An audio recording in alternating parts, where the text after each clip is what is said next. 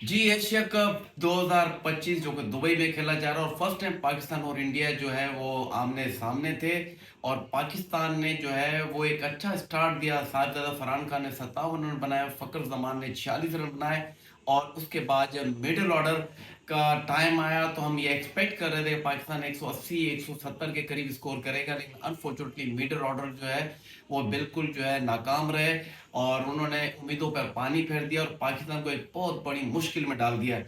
तो इस वक्त पाकिस्तान का टोटल स्कोर 146 रन और ये 19.1 ओवर के अंदर जो है मोहम्मद नवाज भी जो है पहली बॉल पर जो है 20वें ओवर की आउट हो गए।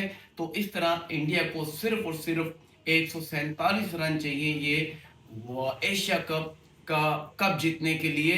तो अब देखते हैं कि पाकिस्तान की बॉलिंग फील्डिंग अब डिपेंड करेगी कि वो उनको रिस्ट्रिक्ट करते हैं कि नहीं करते हैं, लेकिन लग नहीं रहा है कि ये जो है इंडिया के लिए मुश्किल पैदा करेंगे, क्योंकि ये स्कोर कम से कम 180 तक होना चाहिए था। लेकिन अफसोस के साथ कहना पड़ रहा है कि कभी हमारे जो है वो टॉप ऑर्डर नहीं चलते हैं। अगर टॉप ऑर्डर चल जाते हैं तो फिर मिडल ऑर्डर फ्लॉप हो जाते हैं। आप देखें कि दो बैट्समैन ने जो है वो 103 स्कोर किया और पूरी टीम जो है वो 146 पे जो है वो ऑल आउट हो जाती है। 20 ओवर भी पूरे नहीं खेले हैं, ये T20 के भी 20 ओवर नहीं खेल सक रहे हैं, तो हम आगे 50 ओवर के गेम को किस तरीके से फेस करेंगे।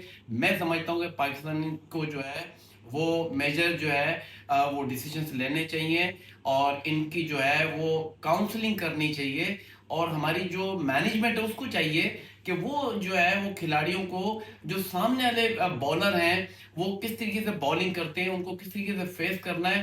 तो अगर ये चीज़ें नहीं बताई जाएँगी, नहीं सिखाई जाएँगी, तो पाकिस्तान टीम का यही हाल रहेगा। इससे ज़्यादा मैं कुछ नहीं कह सकता। Thank you.